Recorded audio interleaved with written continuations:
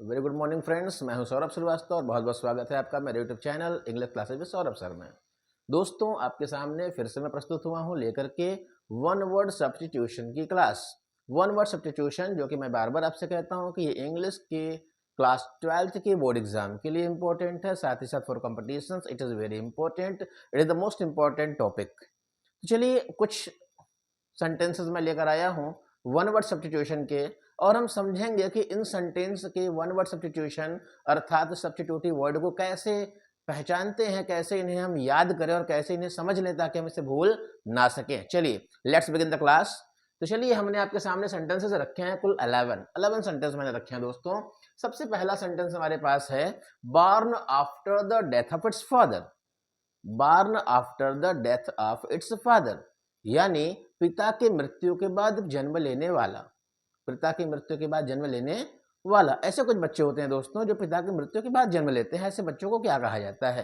तो सबसे पहले हम समझेंगे कि इसको दोस्तों हमने क्या कहा, पिता की मृत्यु के बाद जन्म लेने वाली संतान।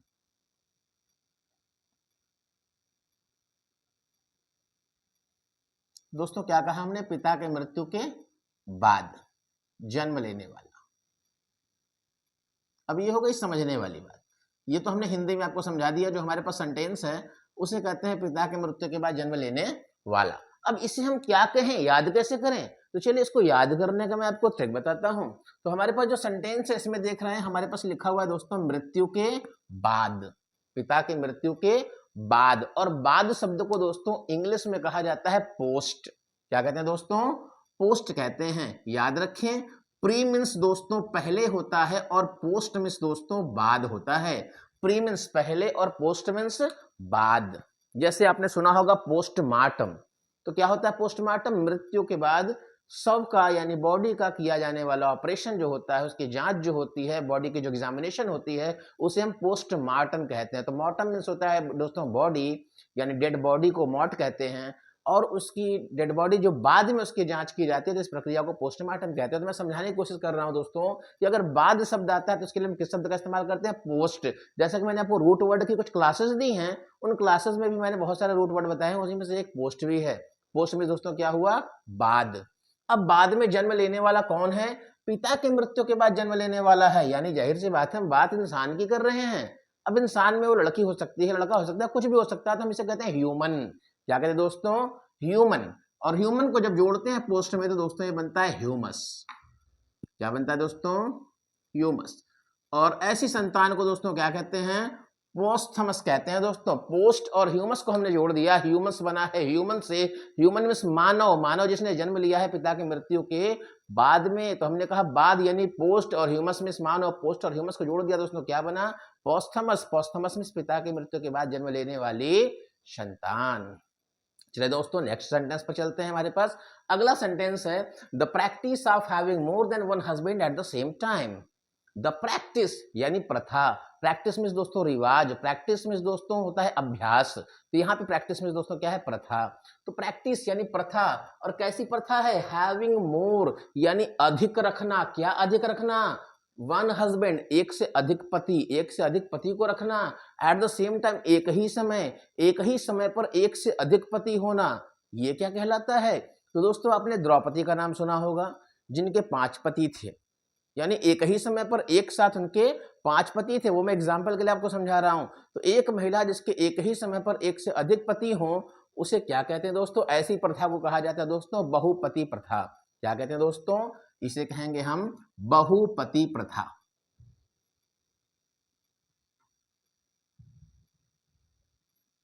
तो the question is the practice of having more than one husband at the same time, क्या कहेंगे दोस्तों? बहुपति प्रथा। तो दोस्तों एक वर्ड यहाँ पे आया बहु, और बहु का मतलब दोस्तों ये बहु वाली बहु नहीं है, इस बहु का मतलब है बहुत सारे। बहुपति यानी बहुत सारे पति। तो इस बहुत को दोस्तों इंग्लिश में कहते हैं पॉली। क्या कहते हैं दोस्तों? पॉली कहते हैं। आपने पढ़ा होगा, अगर आप साइंस पढ़े होंगे तो आपने पॉलीकार्बन पढ़ा होगा। पॉली मतलब बहुत सारे होते हैं, तो पॉली मतलब हो गया दोस्तों बहुत। और पॉली के साथ आ गया पति। पति को दोस्तों कहते हैं पति यानी पुरुष। पुरुष को कहते हैं दोस्तों एंडेयर, जिसे हम जोड़ते हैं तो बनता है एंड्री, तो इसे कहते हैं पॉली एंड्री। क्या कहेंगे दोस्तों? Polyandry. तो पॉली मीन्स हो गया बहुत सारे, एंड्री मतलब हो गया व्यक्ति। बहुत सारे पुरुष, एक महिला जिसके बहुत सारे पुरुष हैं यानी बहुत सारे पति हैं तो कहेंगे पॉलीएंड्री। तो दोस्तों ये हो गया बहुपति। अब प्रथा के लिए दोस्तों क्या इस्तेमाल करेंगे हम लोग, सिस्टम। तो पॉलीएंड्री सिस्टम, ये जो पॉलीएंड्री सिस्टम है या पॉलीएंड्री है ये कहलाता है बहुपति प्रथा। दोस्तों मुझे उम्मीद है कि आपको मेरी बातें समझ में आ रही होंगी। चलिए चलते हैं हमारे नेक्स्ट सेंटेंस पर। देखिए अगला सेंटेंस मैंने आपके लिए क्या रखा है। अगला सेंटेंस है दोस्तों, one who knows two language. आमतौर पर हम लोग अपनी मातृभाषा को तो जानते ही हैं, साथ ही साथ कुछ और भाषा भी जानते हैं। जैसे इंडिया के ज़्यादातर लोग इंग्लिश भाषा जानते हैं, बहुत सारे लोग ऐसे भी होंगे जो इंग्लिश, रसियन, फ्रेंच, जापानीज बहुत सारे लैंग्वेज जानते हैं। फिलहाल मैं बात किसकी कर रहा हूँ, one who knows two language, जो दो भाषा को जानते हो दोस्तों। तो जो दो भाषा को जानते हैं दोस्तों ऐसे लोग क्या होंगे, द्विभाषी। क्या कहलाएंगे दोस्तों, द्विभाषी। द्वि मतलब दो, भाषी यानी भाषा बोलने वाले। दो भाषा बोलने वाले दोस्तों क्या कहलाते हैं, द्विभाषी कहलाते हैं। जैसा कि मैंने बताया पॉली मीन्स आपने साइंस में पढ़ा होगा कि पॉली मीन्स बहुत सारे होते हैं, वैसे ही साइंस में आपने पढ़ा होगा कि बाई मीन्स दो होता है दोस्तों। क्या होता है, दो। तो दोस्तों दो को क्या कहेंगे हम, बाई कहते हैं। बाई मीन्स दोस्तों होता है दो। तो द्वि के लिए, इस द्वि यानी दो के लिए हमने इस बाई शब्द का इस्तेमाल किया दोस्तों। तो द्वि मीन्स दो, दो यानी बाई। अब बात आई भाषा की, तो भाषा को दोस्तों क्या कहते हैं, लैंग्वेज। भाषा को दोस्तों क्या कहते हैं, लैंग्वेज। और लैंग्वेज जिस शब्द से बना हुआ है वो कहलाता है दोस्तों लिंगु। क्या कहलाता है दोस्तों, लिंगु। तो बाई में हमने क्या जोड़ दिया दोस्तों, लिंगु। तो ये हो गया दोस्तों बाई लिंगु। अब द्विभाषी मतलब बोलने वाला। अब चूंकि बोलने वाला है तो इसमें जोड़ देते हैं एल, तो ये बन जाता है दोस्तों बाई लिंगुअल। क्या कहेंगे दोस्तों, बाईलिंगुअल। बाईलिंगुअल का मतलब दो भाषा बोलने वाला, जिसे हम द्विभाषी कहते हैं। जैसे अगर आप हिंदी और इंग्लिश अच्छे से बोल लेते हो तो you are a bilingual person. Clear है दोस्तों। चलिए हमारे नेक्स्ट टॉपिक पर दोस्तों हम आते हैं। हमारा अगला टॉपिक है वन हु नोज, जो जानता है, मेनी लैंग्वेज बहुत सारी भाषाएं। जो बहुत सारी भाषाओं को जानता है उसे क्या कहेंगे, जो दो भाषाएं जानता है वो द्विभाषी कहलाता है। जो बहुत सारी भाषाएं जानता है वो क्या कहलाता है, उसे कहते हैं कई भाषाएं जानने वाला, यानी कई भाषाओं में निपुण। कई भाषाओं में निपुण या बहुत सारी भाषाओं को जानने वाला, तो इसे क्या कहेंगे दोस्तों। जैसा कि हमने बताया बात हो रही है भाषा की, और भाषा को दोस्तों हमने क्या बताया, क्या बोलते हैं, लैंग्वेज शब्द से बना है दोस्तों। लैंग्वेज में भाषा होती है और लैंग्वेज बना है लिंगु शब्द से। तो यहाँ पे हमने किस शब्द का इस्तेमाल किया दोस्तों, लिंगु शब्द का इस्तेमाल किया। बहुत सारी भाषाएं बोलने वाला, तो पहले तो हो गया लिंगु, लिंगु में हो गया भाषा। अब कई भाषाएं मतलब जो कि सारी भाषाएं जानता है। तो आपने डिग्री पढ़ी होगी और डिग्री में आपको पता होगा कि EST का मतलब होता है सभी। EST का मतलब सभी। तो उस लिंग्विस्ट में दोस्तों जब हम IST जोड़ देते हैं तो ये बन जाता है लिंग्विस्ट। लिंग्विस्ट यानी कई भाषाएं बोलने वाला। इसे दोस्तों क्या कहेंगे हम, इसे कहेंगे लिंग्विस्ट। लिंग्विस्ट में कई भाषाएं बोलने वाला। और अगर हमने बाईलिंगु बोल दिया तो बाई मीन्स दो, और लिंग्विस्ट भाषा, दो भाषा बोलने वाला। दो भाषा बोलने वाले को दोस्तों बाईलिंगुअल बोलते हैं और कई भाषाएं बोलने वाले को लिंग्विस्ट बोलते हैं। चलिए दोस्तों आगे बढ़ते हैं। आगे हमने बताया a man whose wife is dead, एक व्यक्ति जिसकी पत्नी मर गई हो। जिसकी पत्नी मर जाए उस आदमी को क्या कहते हैं भाई। तो आपने सुना होगा कि जो विधवा शब्द है, इस विधवा को आप वाकिफ होंगे। विधवा को दोस्तों विडो कहते हैं। विधवा को दोस्तों क्या कहते हैं, विडो कहते हैं। तो इस विडो का मतलब क्या हुआ, जिसका पति मर जाए, यानी जिस पत्नी का पति नहीं है वो पत्नी विडो कहलाती है। लेकिन हमारा क्वेश्चन कुछ उल्टा कह रहा है। आप विडो से वाकिफ होंगे। हमारा क्वेश्चन कहता है कि वह व्यक्ति जिसकी पत्नी मर जाए, यानी जिसकी पत्नी मर जाए वो क्या कहलाएगा। जब पति मर गया तो औरत कहलाती है विधवा, और जब पत्नी मर जाए तो आदमी कहलाता है दोस्तों विदुर। उसे क्या कहते हैं दोस्तों, विदुर कहते हैं।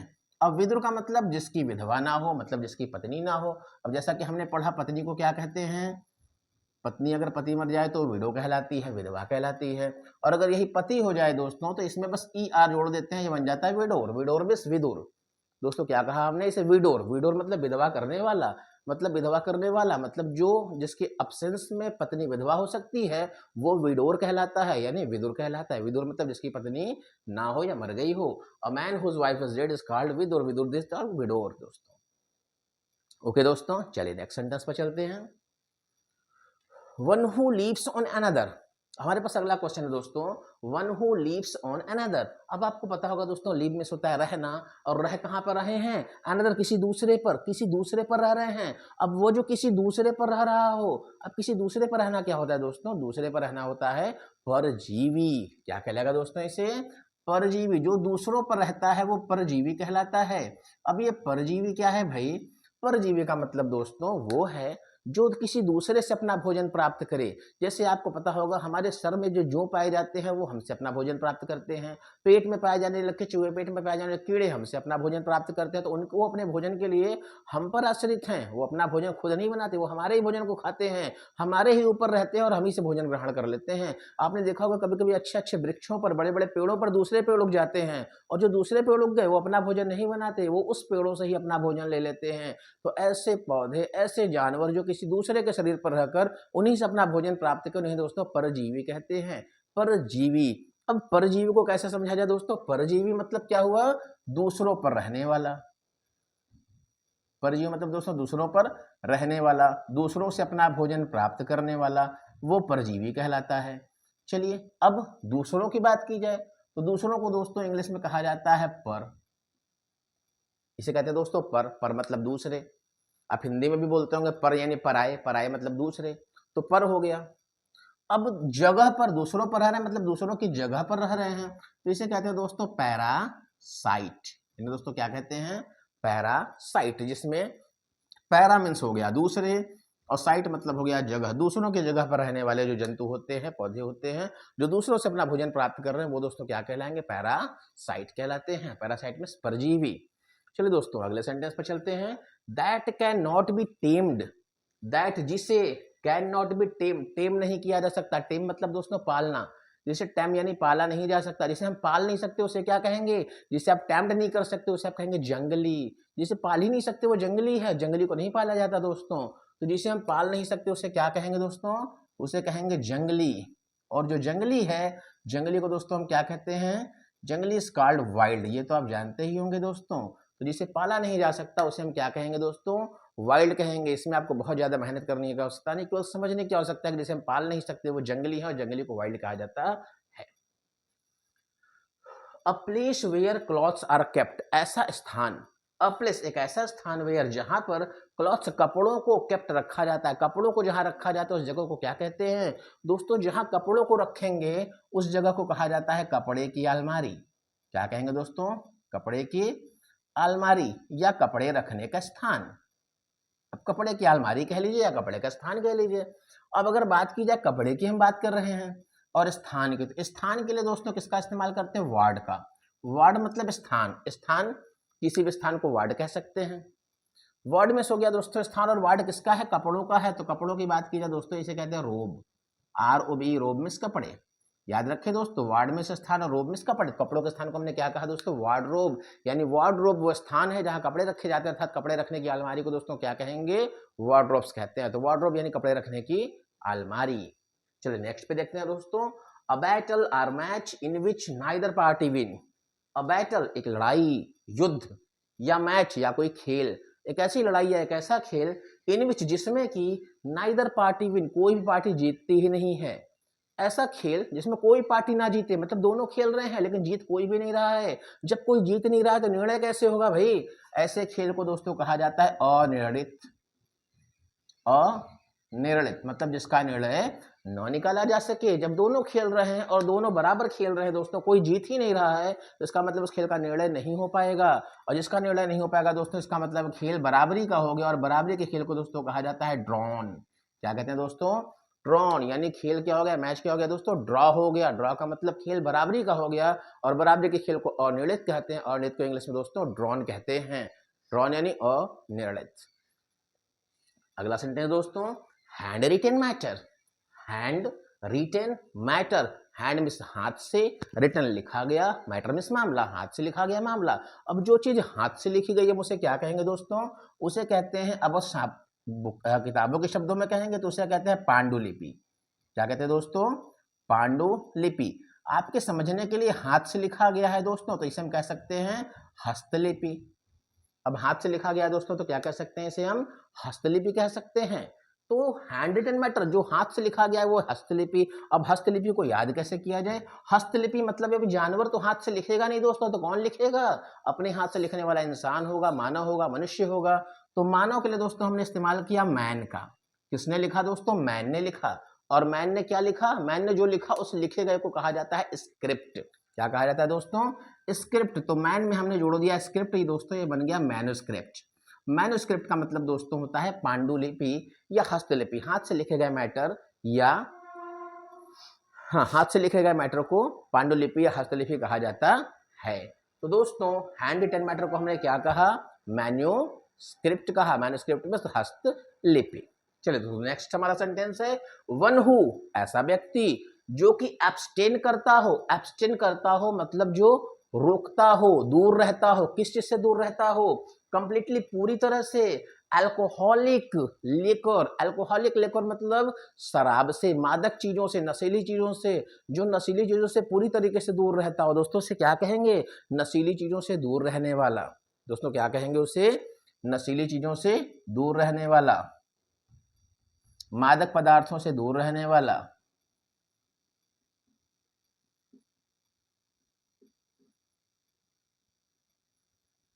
तो नशीले पदार्थों से दूर रहने वाला दोस्तों ये हमारे पास सेंटेंस हो गया। अब जो नशीले पदार्थों से दूर रहता है उसे कहते क्या है भाई? ऐसा व्यक्ति जो बिल्कुल नशे से दूर रहता है, उसको नशे की कोई लत नहीं, बिल्कुल इस सबके पास रहना नहीं चाहता है। ऐसे व्यक्ति को हम क्या कहेंगे? जिनके अंदर नशे की कोई लत ना हो। तो दोस्तों उसे कहा जाता है टी टोटलर। उन्हें क्या कहते हैं दोस्तों? T toddler. कहेंगे सर ये टोटलर आपने लिख तो दिया टी टोटलर, लेकिन इसका मतलब हम समझेंगे कैसे कि टी टोटलर है? तो जरा समझ लीजिए दोस्तों, टी टोटलर यानी टोटल का मतलब होता है पूरे तरीके से, टोटल मींस पूरा। तो टोटलर यानी पूरे तरीके से। टी यानी चाय पर निर्भर हो, यानी वो चाय के अलावा कुछ और न ग्रहण करता हो। तो जो पूरे तरीके से चाय पर निर्भर हो, चाय के अलावा कुछ और न ग्रहण करता हो, ऐसा व्यक्ति क्या कहलाएगा दोस्तों? टी टोटलर यानी पूरे तरीके से नशीले पदार्थों से दूर रहने वाला। ध्यान देंगे दोस्तों यहाँ पे टी की इंग्लिश TEA नहीं है। आपको ये समझना होगा कि यहाँ पे TEE का मतलब चाय समझाया गया है। आपको ये केवल समझने के लिए है, आपके याद करने के लिए है, ये आपके लिए इसलिए नहीं है कि आप मीनिंग को समझ कर कहें कि सर ये TEA आप कमेंट में डाल दें कि हाँ सर TEA तो चाय आपने लिखा नहीं है।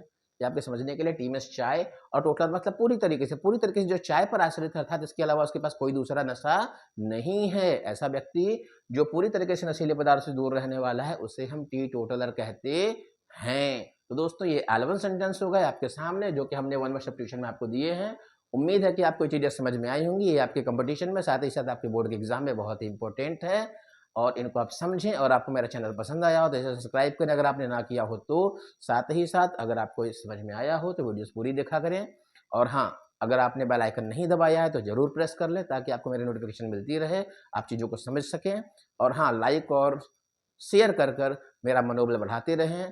चलिए, thank you for watching my videos. See you again with next video. Bye bye.